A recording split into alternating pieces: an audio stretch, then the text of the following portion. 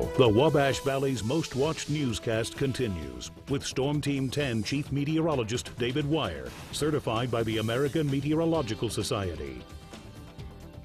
Good evening, everybody. As promised, more severe weather trying to move through this evening. Looks like it's going to make it as well. Here's what we've got. Nothing out there to the east, nothing out to the west either.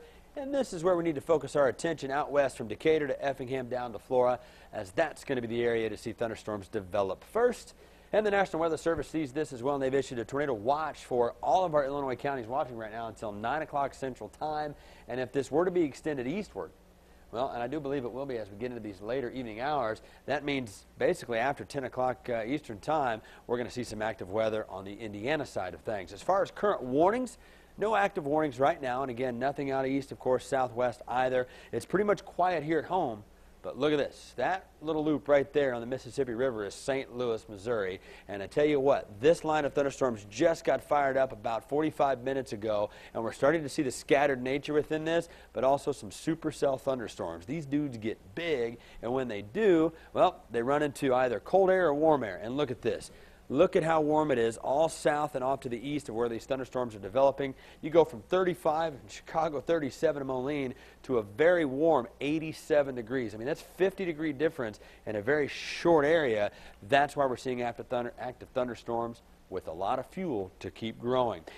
Pretty much every one of these thunderstorms around St. Louis and northward either is active for severe thunderstorm warnings or tornado warnings. Yeah, they've got 2 counties. They've had as many as 4 counties under a tornado warning at one time. Not trying to scare you with this information, just letting you know that, hey, that's what's out west and that's what's trying to move east. Are we warm enough to support severe weather? Yeah, we are actually. We've got a lot of fuel in place for these thunderstorms to continue to grow, unfortunately, as they move off to the east. So over the next couple of hours, the thunderstorms are going to try to break up a little bit, but they're also going to come back together and reorganize about as late as 10 or 11 o'clock tonight. And our computer models really indicate right here along the state line from about Greencastle southwest to about Olney, Illinois, that line, and even folks farther to the west of that line as well throughout Clark and Edgar and Cumberland counties, still need to keep an eye on things as thunderstorms will develop. They'll change rapidly and grow rapidly as we get into these evening hours. The good news is, once it moves out of here, say goodbye. It's actually going to take the severe weather threat with it for tomorrow. It gets cooler as well, upper 40s.